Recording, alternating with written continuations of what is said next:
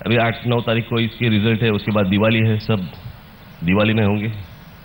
एक ये भी कहा जाता है कि महाराष्ट्र में जो बीजेपी की जीत हुई, खास करके नरेंद्र मोदी का सिक्का चला, उसके लिए आप भी एक कहीं ना कहीं रिस्पॉन्सिबल है। आप सबसे बड़े उनके ब्रांड एम्बेसडर थे, आपने यहाँ पर आके उनकी मुझे लगता है साहिल, आपने मुझे घर आके जो एक सब्जेक्ट बताया था उसके लिए मैंने हाँ कर दी। नहीं, बट ये आप मुझे वो नरेंद्र मोदी के ऊपर मत लेके जाना। सवाल इसलिए मैं पूछ रहा हूँ क्योंकि एक क्षेत्रीय दल के नेता दूसरे राज्य के मुख्यमंत्री की तारीफ करता है, वही नेता उसके बाद राष्ट्रीय स्तर पर जाते हैं और उसके बाद उनकी पार्टी के आगे उस क्षेत्रीय दल की वो होता नहीं है ना। हाँ ठीक है ना, आपके विचार उनके बारे में बदल गए क्योंकि अभी हमने आपका भाषण। एक मिनट आप पहले समझ लीजिए पूरी बात जी। जब मैं गुजरात गया था तब भी मैंने एक बात कही थी कि आज भी वहां पे वो उसका पूरा फुटेज यूट्यूब पे है, अवेलेबल है, आप देख सकते हैं। उसमें मैंने कहा था कि जिस तरह से ये आदमी अपने स्टेट की तरफ देख रहा है, अपने राज्य की तरफ देख रहा है, वो अच्छी बात है। लेकिन अगर प्रोग्रेस और बाकी सारी चीजों में महाराष्ट्र इंडस्ट्रियल डेवलपमेंट के लिए तो महाराष्ट्र नंबर 1 पे ही है, पहले से ही है। इनको बहुत काम करना पड़ेगा यहाँ पे। लेकिन एक आदमी अपने राज्य की तरफ जिस तरह से ध्यान दे रहा है वो अच्छी बात है, उसमें गलत क्या था? और वो अगर आगे जाते हैं और अगर वो, मुझे जो लगता है कि वो ठीक हो नहीं रहा है, तो मुझे लगता है कि उसके ऊपर भी बात करना मेरा कर्तव्य है। क्या हो नहीं रहा है? केंद्र में आने के बाद बातें बदल गई, जो महाराष्ट्र को उम्मीदें थी वो महाराष्ट्र की उम्मीदें पूरी नहीं हो रही है। बात महाराष्ट्र की उम्मीदों की नहीं है, बात यह है कि जिस तरह से स्टेटमेंट्स कर रहे हैं, यानी मैं परसों किसने कहा था वो उन्हीं के एक मंत्री है, उनका एक स्टेटमेंट मैंने पढ़ा था। उन्होंने कहा कि अच्छे दिन की बात हमने कभी की ही नहीं थी। अभी कर लो बात। उन्हीं का एक मंत्री बोल रहा है कि अच्छे दिन की बात हमने कभी की ही नहीं थी, वो सोशल नेटवर्क पे चल रहा था बोले। तो इनके होर्डिंग्स क्या लगे थे? तोमर कोई जी, तोमर जी, उनका ये स्टेटमेंट है। अमित शाह अभी बोल रहे हैं कि 5 साल में अच्छे दिन नहीं आएंगे, उसके लिए तो 25 साल लगेंगे। अरे पहले कहा आपने 100 दिन में अच्छे दिन लाएंगे, अब बोल रहे हैं 25 साल लगेंगे। ये ना, इसका मतलब ये आपने जो कैंपेन किया लोगों को बेवकूफ बनाया, तो उसके ऊपर बात ना करें। आप कहते हैं कि वो झूठों की पार्टी है। किसकी? बीजेपी ये झूठों की पार्टी है, झूठ बोलने वालों की पार्टी। बिल्कुल, तो दिख ही रहा है। अभी ये देवेंद्र फडणवीस यहाँ पे आके गए जी, इन्होंने वो कल्याण डोंबिवली में कहा कि मैं 6,500 करोड़ का पैकेज में कल्याण डोंबिवली को दूंगा। है कहां पैसा इनके पास? महाराष्ट्र में अकाल पड़ा है, अकाल पड़ने के बाद इन्होंने पेट्रोल और डीजल के ऊपर टैक्स बढ़ाए महाराष्ट्र में अकाल के लिए। अगर इनको पेट्रोल और डीजल के ऊपर टैक्स बढ़ाने पड़ रहे हैं क्योंकि इनके पास पैसे है नहीं, तो आप कौन सा पैकेज दे रहे हैं? कौन से 6,500 करोड़ की बात कर रहे हैं आप? उनका कहना है कि टोल मुक्ति हमने की, हमने वादा किया था कि टोल हम हटा देंगे। आज भी चालू है टोल। जब मैंने आंदोलन किया तब कहां थे ये सब लोग? बीजेपी ने समर्थन किया था उसका कि टोल मुक्ति होनी चाहिए। अरे होनी चाहिए तो किया क्यों नहीं? आंदोलन में क्यों नहीं आए वो? और आज जो किया, आप अभी भी उन्होंने देखिए, कांग्रेस की सरकार के वक्त जब हम लोगों ने वो आंदोलन किया था, उन्होंने भी कहा था कि हम लोगों ने कुछ 50 या 55 कुछ हमने टोल बंद करवाए जी, उसकी लिस्ट नहीं दी। अभी ये भी बोल रहे हैं कि हमने इतने 50 या 55 टोल बंद करवाए। कौन से करवाए? जो उन्होंने बंद करवाए थे वो किए, या उन्होंने बंद नहीं किए थे वो किए? बता तो कुछ नहीं रहे वो। देवेंद्र फडणवीस कह रहे हैं कि उनकी सरकार ठीक चल रही है। उन्होंने 1 साल उनका हुआ है और विकास के पथ पर उनकी सरकार अभी यहाँ पर उन्होंने कहा कि विकास के पथ पर। मैं वापस आपको बताऊं आपने किस लिए मुझे यहाँ पे बुलाया? नहीं, मैं इसलिए पूछ रहा हूँ क्योंकि आप इस महाराष्ट्र की एक अहम पार्टी नहीं, आप जनरल इंटरव्यू मत करना। आपने मुझे जो कहा था, पूछा था, इसके लिए जो मैं आया हूँ उसके ऊपर आइए। नहीं, इसलिए सवाल इस पर इसलिए पूछा जा रहा है क्योंकि आपकी पार्टी ने महाराष्ट्र की विकास की बात कही थी जी। आज दूसरी 2 पार्टियां यहाँ पर सरकार में हैं, जिसमें बीजेपी एक राष्ट्रीय पार्टी है, शिवसेना एक क्षेत्रीय पार्टी है। दोनों की मिलीजुली सरकार यहाँ पर है और वो विकास के दावे कर रहे हैं। मिलीजुली मालूम नहीं, एक साथ सरकार चला रहे हैं। नहीं चला। जिस तरह से रोज झगड़ा कर रहे हैं, हस्बैंड वाइफ का भी इतना नहीं होता। फडणवीस कह रहे हैं कि हमारा तो अच्छा चल रहा है, कैबिनेट में सब डिसीजन यूनानिमसली पास होते हैं। उन्हीं के तो अच्छे दिन आए। अच्छा चल रहा है का मतलब क्या है? कैबिनेट में कोई झगड़ा होता नहीं है, जो बाहर चलता है वो तो 2 अलग अलग धाराएं हैं, तो वो तो चलता रहेगा। तो आप वो शिवसेना को पूछो, जनता को बताओ कि ये बाहर क्या बोल रहे हैं, अंदर क्या कर रहे हैं। जिनको मंत्री पद मिले है वो खुश है, उनके अच्छे दिन, बाहर बुरे दिन। आपने विधानसभा चुनाव के समय कहा था कि राष्ट्रीय पार्टियों को विधानसभा चुनाव लड़ने ही नहीं चाहिए। बिल्कुल। ऐसे कैसे हो सकता है? सालों से चुनाव लड़ रहे हैं, कोई राजनीतिक पार्टी है। बात ऐसी है कि उस राज्य की जो जैसे कि अभी जितना नरेंद्र मोदी आज भी उनके अंदर गुजरात के लिए प्रेम है, और वो अच्छी बात है, उसमें कोई बुरी बात नहीं है।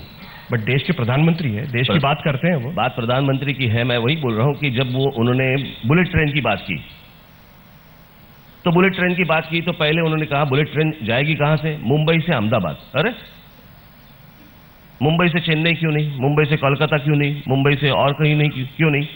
या दिल्ली से भाई कन्याकुमारी तक बुलेट ट्रेन है, रुकेगी नहीं बीच में। और यहां से अहमदाबाद रोज जाके करेंगे क्या लोग?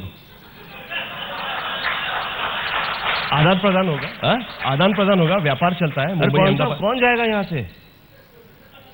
वहां कुछ नहीं मिल रहा है, वहां से ही लोग यहां पे आ रहे हैं। यहां से कौन जाएगा अहमदाबाद? क्या करेंगे जाके सुबह? दो बिजनेस सिटीज हैं, उनका कहना है दो गए, ढोकला खाया, वापस। इसके लिए बुलेट ट्रेन थोड़ी होती है, ऐसे ही भी जा सकते हैं।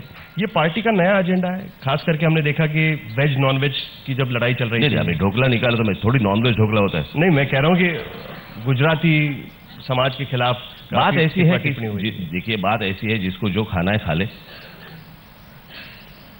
आपने बीच में मैगी बंद करवाई, वो तो कोर्ट ने बंद। सब जो देश की जो हमारी माता बहनें हैं वो बिगड़ गई। बच्चा 2 मिनट में चुप होता था, अभी खाना बनाना पड़ता है। नहीं, उस पर आप मुझे समझ में नहीं आता, ये कौन सा, ये कोई सरकार है? ये बंद करो, वो बंद करो, ये बंद करो। आप काम करो ना। मुझे नहीं लगता कि इतने कम समय में परदेश में जाने वाला ये दुनिया का पहला प्राइम मिनिस्टर होगा। परदेश में ही रहते। मैंने कल सुना कि कोई बजरंगी भाईजान पार्ट 2 आ रही है, जिसमें सलमान खान नरेंद्र मोदी को भारत में लेके आते हैं। इसका मतलब ये तो नहीं है कि राष्ट्रीय पार्टियों को चुनाव नहीं लड़ना चाहिए। इसका मतलब ये तो नहीं है कि राष्ट्रीय पार्टी को राष्ट्रीय चुनाव लड़ने चाहिए, राष्ट्रीय पार्टी को विधानसभा के चुनाव नहीं लड़ने चाहिए, यही मेरा कहना था। तो अभी जैसे मैं कहूं कि भाई अभी महाराष्ट्र कर्नाटक का सीमा प्रश्न है, बराबर है, ठीक, वहां पे भी बीजेपी है, कांग्रेस है, अभी कांग्रेस है। लेकिन जब बीजेपी थी, पकड़ लीजिए, ये निर्णय क्या करेंगे? आज केंद्र में बीजेपी बैठी है, राज्य में बीजेपी बैठी है। ऐसे बहुत सारी चीजें होती है जो राज्य की होती है, और राज्य का जो उस राज्य का जो आदमी रहता है, जैसे अभी पकड़ लीजिए कि नरेंद्र मोदी जी ने 2 इलेक्शन में क्या कैंपेन किया था? गुजरात अस्मिता। ये विधानसभा की बात करो, गुजरात अस्मिता।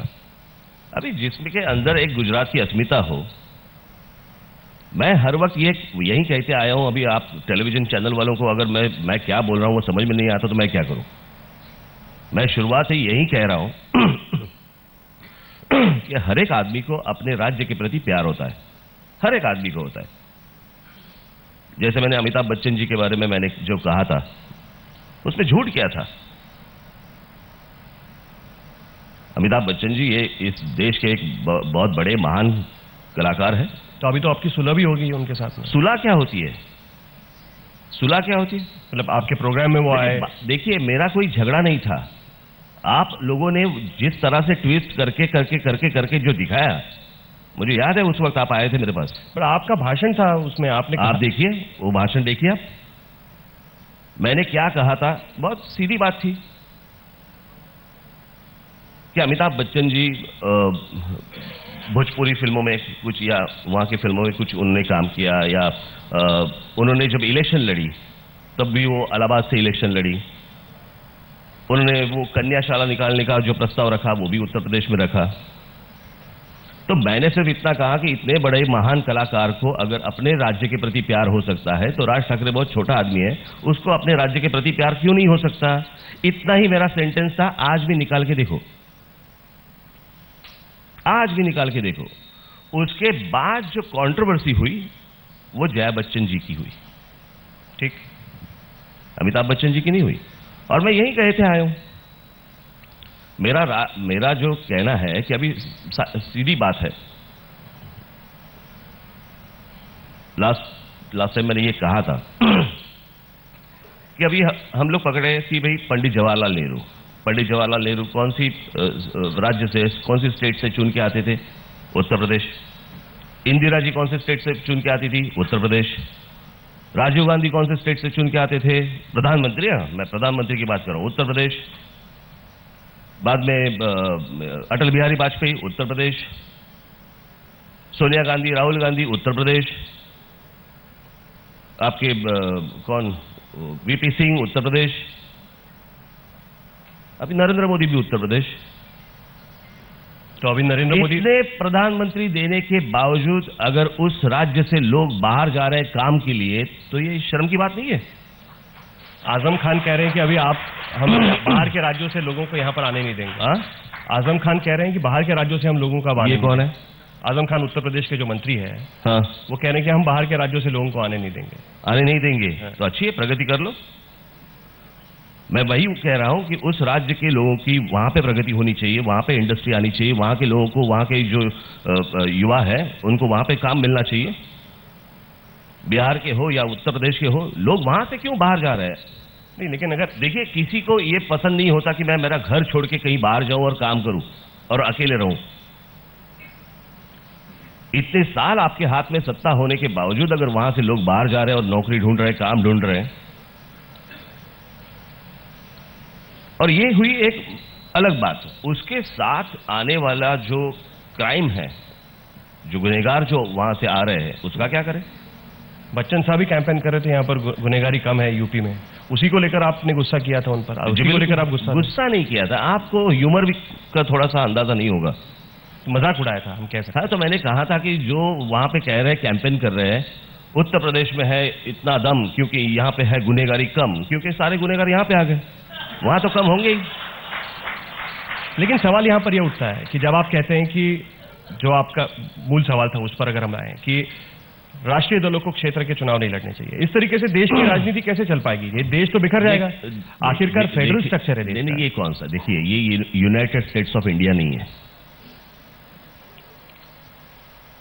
यहां हर एक राज्य की भाषा अलग है, यहां हर एक राज्य के खाना अलग है, जो कपड़े पहनते हैं वो अलग अलग पहनते हैं। पहले समझ लो आप, हम इसे मानते हैं कि ये अपना देश है, ये भारत अपना देश है। वो जो किताबों में रहता है ना, भारत मेरा देश है, सारे भारतीय मेरे बांधव है, वगैरह वगैरह, ये पढ़ने के लिए अच्छा है। तो ऐसा नहीं है? कहाँ है, मुझे बताइए ना। आप सीधी जब बिहार के कोई रेलवे मंत्री होते हैं तो ज्यादा से ज्यादा बिहार से रेलवे शुरू कर देते हैं। वो पूरी देश की तरफ देखने वाला कोई है कि ये देश मेरा है, हर एक राज्य मेरा एक बच्चा है, उस हिसाब से मैं देखूंगा? कोई नहीं देख रहा है।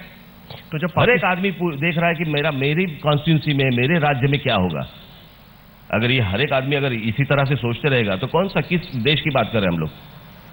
नहीं, तो उसमें कोई गलत है आपको लगता है? क्योंकि आप भी तो अपनी राज्य की बात कर रहे हैं। आप कह रहे हैं कि ये है ही। मुझे लगता है कि भारत एक यूरोप जैसा है जिसमें अलग अलग देश है। ये हम लोग जिसे राज्य बोल रहे हैं ना, ये अलग अलग देश है, करेंसी के लिए एक है। तो फिर पाकिस्तान का विरोध मुंबई में क्यों? पाकिस्तान का विरोध महाराष्ट्र में ही क्यों? वो कहीं सीमा पर उनकी लड़ाई वहां पर चल रही है। नहीं, मैं आपको पूछ रहा हूं कि राष्ट्रीय, वो जब आएंगे उनको पूछ लो। नहीं, आपका भी तो विरोध था उसको, ऐसा नहीं है कि आपकी भूमिका ये नहीं थी। नहीं, अभी जा कह रहे हैं आप, बीच में कहीं निकल जाते हैं। मेरा सवाल इसलिए पूछना जरूरी है कि आप कहते हैं कि ये यूरोप जैसा है देश, भारत देश यूरोप जैसा देश है, इसमें अलग अलग राज्य जो है अलग अलग देश है। देखिए, आज तक अगर आपने देखा, आज तक यानी अगर आपने देखा कि हर वक्त महाराष्ट्र ने जो बात की है वो देश के लिए की है, हर वक्त की है। अगर यहां से कोई जो भी विचार गए हैं वो देश के लिए गए हो, फिर लोकमान्य तिलक हो, फिर हमारे स्वतंत्र वीर सावरकर हो, फिर बाबा साहब अंबेडकर हो, जो भी कोई, छत्रपति शिवाजी महाराज, हर एक ने जब कहा है तो देश के लिए सोचा है। और बाकी प्रांत अपनी अपनी बात करते रहते हैं। जब तमिलों की बात आती है तो तमिलनाडु की बात करते हैं, उसके आगे तो जाती ही नहीं, वो एक अलग देश ही है। केरला एक है, कर्नाटका एक है, हर एक की एक संस्कृति है, हर एक की एक भाषा है, हर एक का एक अपना अपना अभिमान है, उसमें गलत क्या है? फिर संस्कृति की बात करने वाली पार्टियों को उसी राज्य में उतने अपने बलबूते पर सत्ता क्यों नहीं मिल पाती? आएगी। महाराष्ट्र में ये कभी नहीं हो पाया, तमिलनाडु में हो पाया, वो नहीं पाएगा, होगा। बंगाल में हो पाया, बाकी जगह पे हो पाया, लेकिन महाराष्ट्र में कभी नहीं होगा। तो कहाँ कमी रह गई? मतलब कहाँ आपको लगता है कि आप देखिए, आप जरा कम टोकना शुरू कर दो हम लोगों को, वो भी आसान हो जाएगा। टोकना हमारा काम है, हम पत्रकार है तो मैंने वही तो बोल रहा हूँ कि बाकी राज्य की तरफ जितना ध्यान नहीं जाता आप लोगों का, उतना महाराष्ट्र की तरफ जाता है। आप इन्होंने तो मुझे कहा था महाराष्ट्र टीआरपी है हमारे लिए। नहीं, महाराष्ट्र बड़ा सेंटर है, मुंबई जैसा शहर है, लेकिन कॉस्मोपॉलिटन शहर माना जाता है। लेकिन महाराष्ट्र में जितना ध्यान सब चैनल्स का रहता है उतना बाकी राज्य में नहीं रहता। नहीं, मुंबई बड़ा शहर है, वो तो ध्यान देना ही पड़ेगा। आप खुद ही कहते हैं कि मुंबई बहुत बड़ा शहर है, मुंबई एक आर्थिक राजधानी है। तो मैं नहीं कहता आर्थिक राजधानी, ये महाराष्ट्र की राजधानी है। बट देश की आर्थिक राजधानी भी तो होगी वो, ठीक है ना, लेकिन आर्थिक राजधानी आप बोल रहे हैं। तो आगे की राजनीति आपकी किस तरीके से रहेगी? जिस तरीके से चल रही है, मैंने मेरी बाउंड्री रखी है महाराष्ट्र राज्य।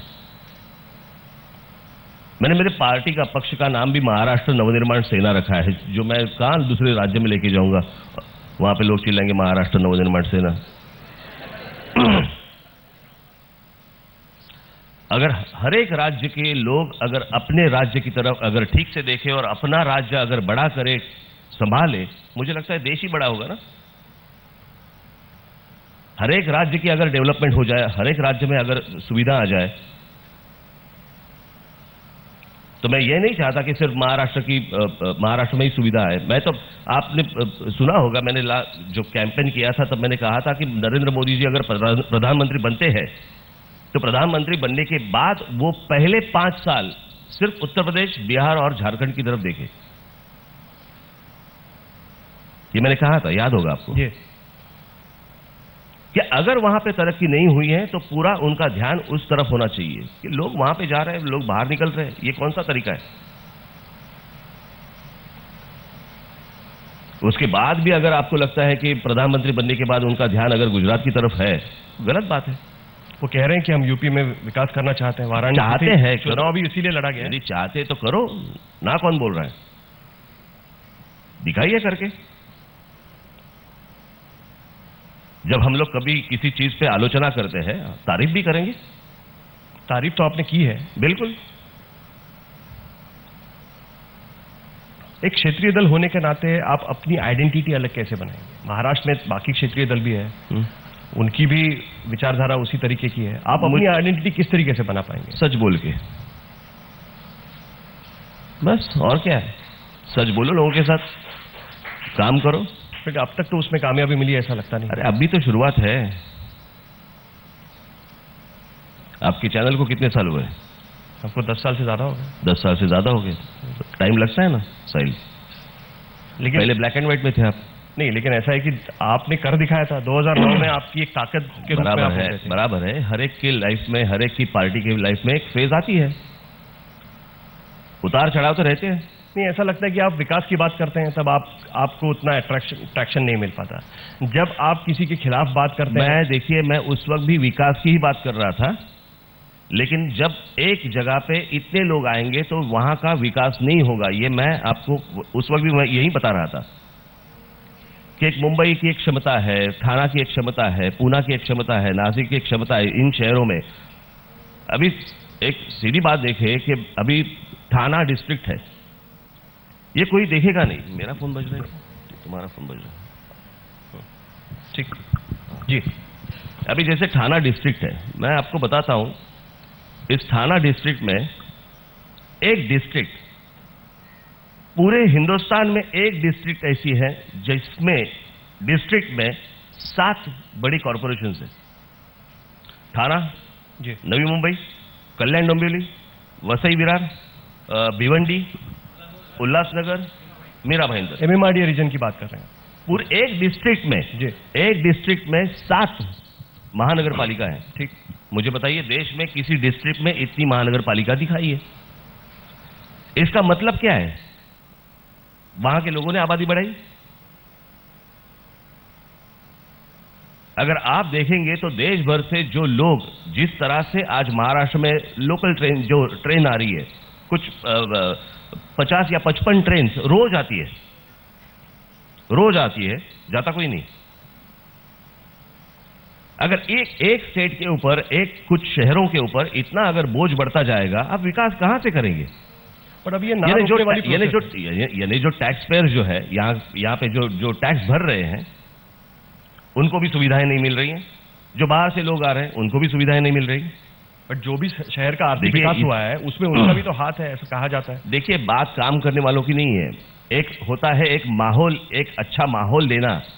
जो महाराष्ट्र ने एक अच्छा माहौल दिया, वो आप बड़ी बात नहीं समझते। आप समझ रहे हैं कि बाहर के लोगों ने आके काम किया। नहीं, हम कह रहे हैं कि उनका भी तो आर्थिक विकास में उतना ही हाथ है। आर्थिक विकास छोड़िए, एक बोझ आता है। आज भी आप देखिए कि आज आप ट्रैफिक जैम रहता है, गाड़ियां पार्क करने के लिए जगह नहीं है,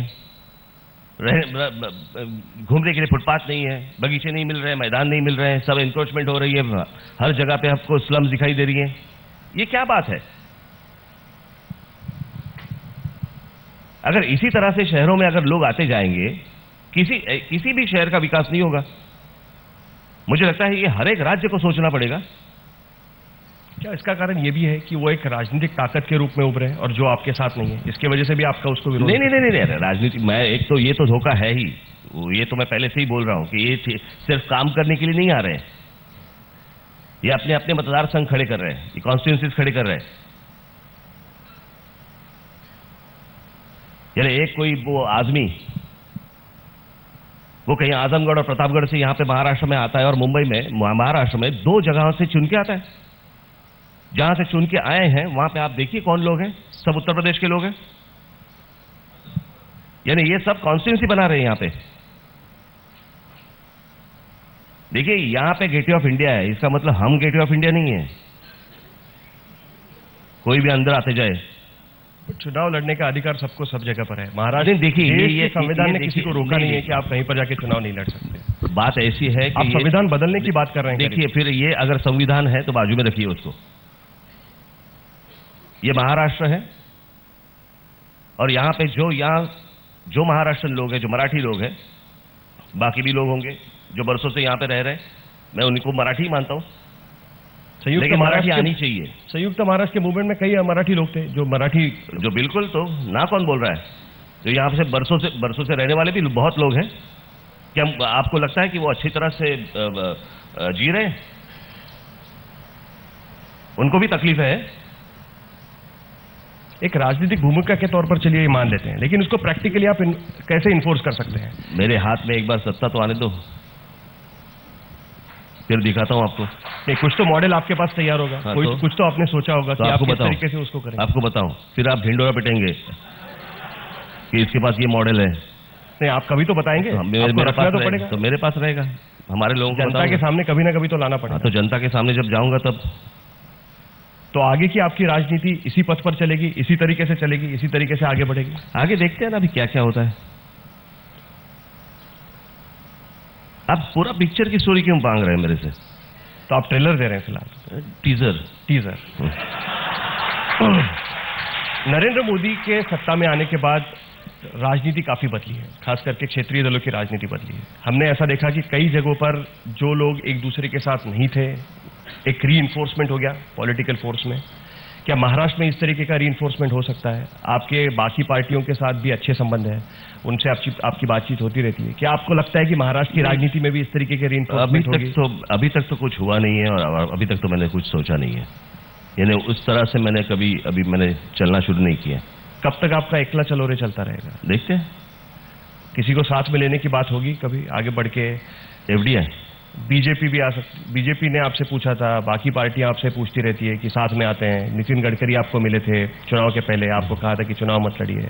तो ये जो रीइंफोर्समेंट की बात है वो कहीं ना कहीं नितिन गडकरी मेरे एक अच्छे दोस्त है। एक दोस्त की बात, यानी मैं कभी उनको कुछ कहता हूं, वो कभी मुझे कुछ कहते हैं। ऐसी चीजों में इतनी बड़ी राजनीति नहीं हो सकती ना। उसके लिए एक टाइम लगता है और एक टाइम आना भी चाहिए उस तरह का। सवाल पूछने का मतलब यह है क्योंकि अभी ऐसा लग रहा है कि बीजेपी कॉमन एनिमी है सबका, सारी पार्टियों का। जो नहीं, मुझे मैं इस तरह से नहीं देखता मैं किसी को कि मैं बीजेपी एक मेरा शत्रु है, बिल्कुल नहीं। मुझे लगता है जो गलत है वो गलत है, जो अच्छा होगा अच्छी बात करेंगे। जैसे मैंने कल की रैली में मैंने बात की, मैंने बताया कि हम लोग एक नासिक में एक बोटेनिकल गार्डन कर रहे हैं। उसकी परमिशन के लिए 2 साल पहले मैंने, वो पतंगराव कदम जब थे, तो मैंने उनके पास परमिशन मांगी थी कि ये जमीन आप ही के पास रखो, कॉरपोरेशन को डेवलप करने के लिए दे दो। जी, जहां पर आपकी सत्ता है नासिक में। जी बिल्कुल जी। तो उनके कोई ऑफिसर थे, उन्होंने मुझे पूछा कि ऐसे पहले कभी हुआ है क्या। अभी मैंने कहा नहीं हुआ है तो करो।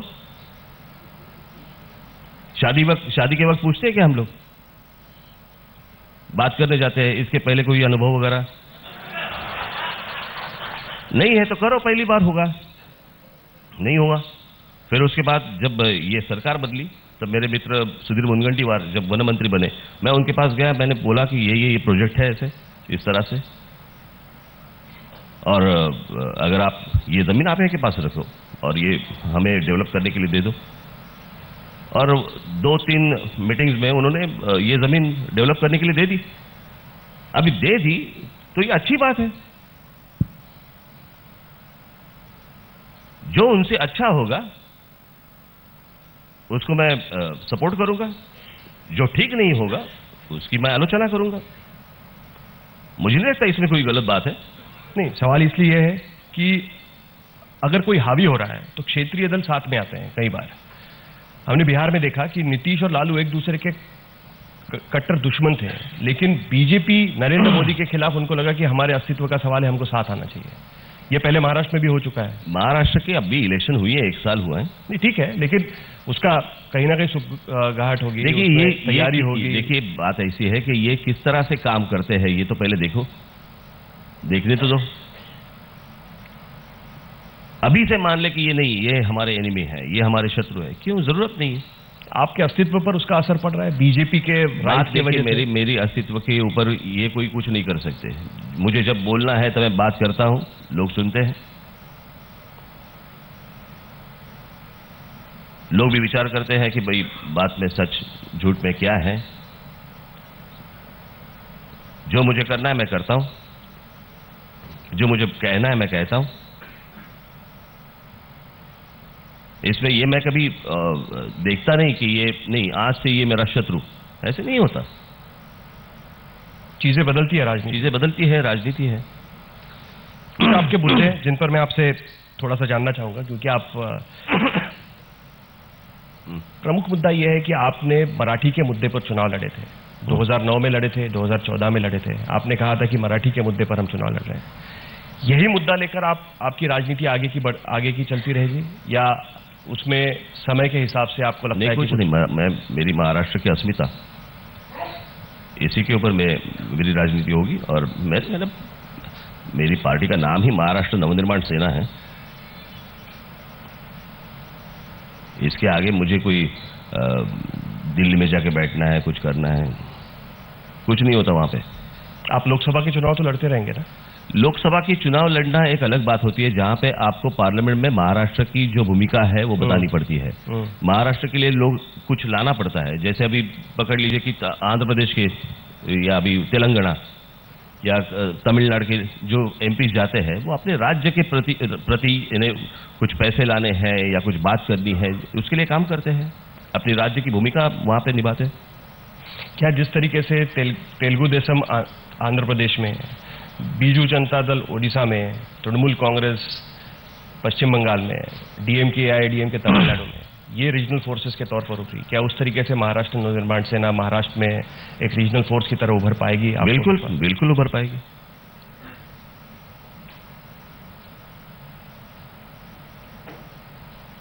कुछ सवाल हम लेंगे।